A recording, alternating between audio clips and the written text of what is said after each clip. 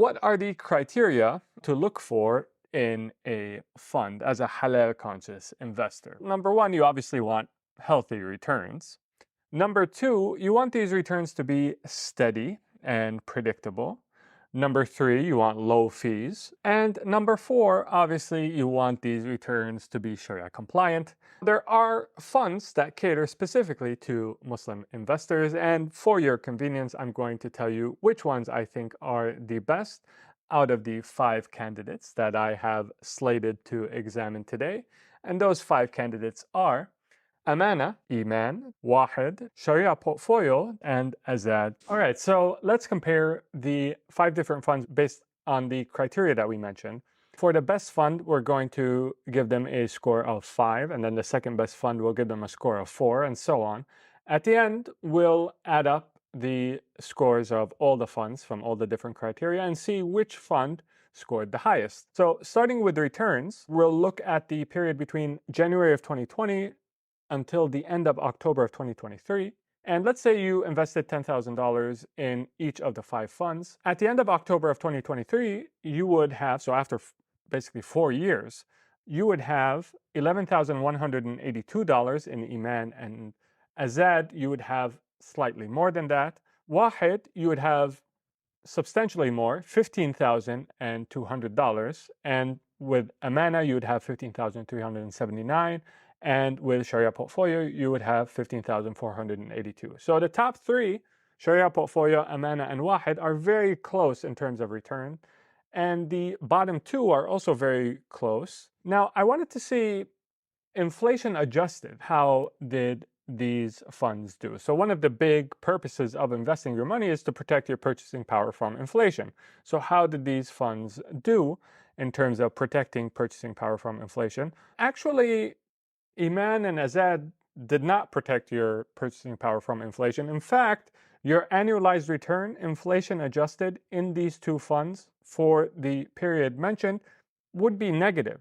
So actually, with Iman and Azzad, they didn't do the most basic task of any investor, which is to protect the funds from inflation. With Wahid, Amana, and Sharia Portfolio, you did have positive inflation-adjusted annualized returns, which is good. With Sharia Portfolio, the best performing fund, you had just under 7% inflation-adjusted return. So that's the annualized return over this period. With Amana, 6.74, and with Wahid, 6.41. And by the way, if you were to adjust the period of comparison, you may end up with a different ranking for these top 3 funds because they're so close to one another. Just something to keep in mind. You can basically consider them almost the same in terms of returns. The next criteria is consistency. So for this, we're going to look at how much volatility in returns did the different funds experience during the same period. And even though Azzad and Iman had the smallest returns, they also had the highest volatility, which is the opposite of what should happen. Typically, volatility is the price you pay for higher returns. But in this case, Azzad and Iman had both the lowest returns and the highest volatility, which is not good for an investment fund. Wahid, Sharia Portfolio had very close to one another in terms of the volatility of their returns, and even Amana was close to them, but it edged them out. So Amana was the most consistent, the most stable in terms of price amongst the 5 funds. Sharia Portfolio came in 2nd place, with Wahid in 3rd place again. Now let's look at the fees of the funds, and ironically, Iman and Azzad have the highest fees. So Iman has an expense ratio of 1.29% annually, which is bad. That's really high. Typically 1% is considered on the higher end. Azzad, slightly less than 1%, so 0.99%. They're the 2nd highest, and as we saw, they also had the 2nd lowest returns. Iman had the worst performance. For Amana, Wahid, and SP funds, so Amana is higher than Wahid and SP funds. Amana has a 0.91%, which is considered on the higher end. So it comes in 3rd place. Wahid and SP funds are essentially the same in terms of their expense ratio. So Wahid has a 0.5 expense ratio. Sharia Portfolio funds has 0.49%. annualized expense ratio. And I wouldn't be surprised if Sharia portfolio, I'm not actually sure which one came before the other, but if Sharia portfolio just looked at what is the lowest fund, let me go less than them for 1 basis points. I wouldn't be surprised if that was the case, although I'm not sure. All right, now the fourth criteria is Sharia compliance, and this is basically looking at how do the top 10 holdings of each of these 5 funds fare when compared to Practical Islamic Finance's standards for stock screening. And I was pretty disappointed with the results of most of these funds. Azzad actually had the highest comfortable rating, so 8 out of 10 of their top 10 holdings were comfortable by PIF standards. Amana and Iman were tied for 50%. Wahed and Sharia portfolio funds were tied for 40% each.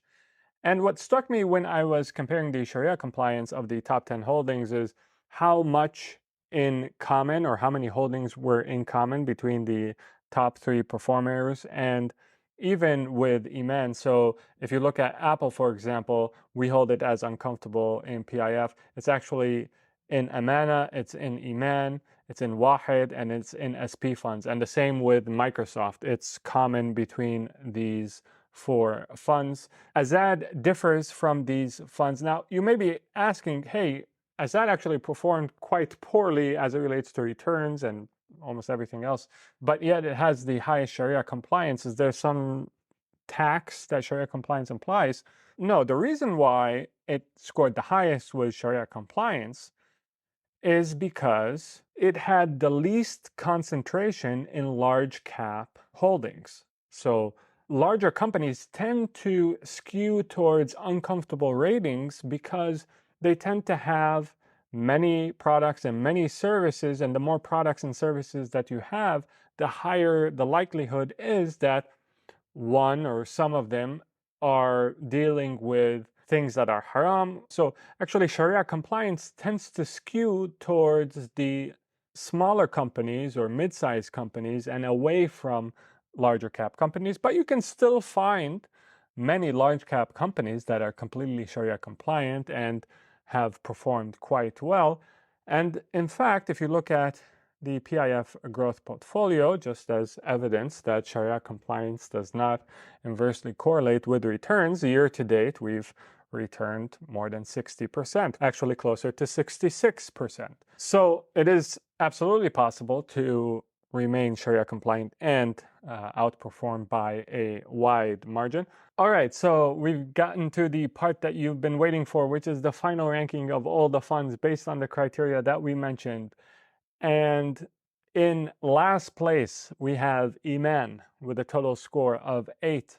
In fourth place, we have Azzad with a total score of 10, although Azzad has scored the highest in terms of Sharia compliance. Wahed comes in third place with a score of 13, and the fund that comes in second place, the runner-up, drumroll please, Amana comes in second place with a score of 16, and in first place, Sharia portfolio edges it out by the smallest of margins with a total score of 17.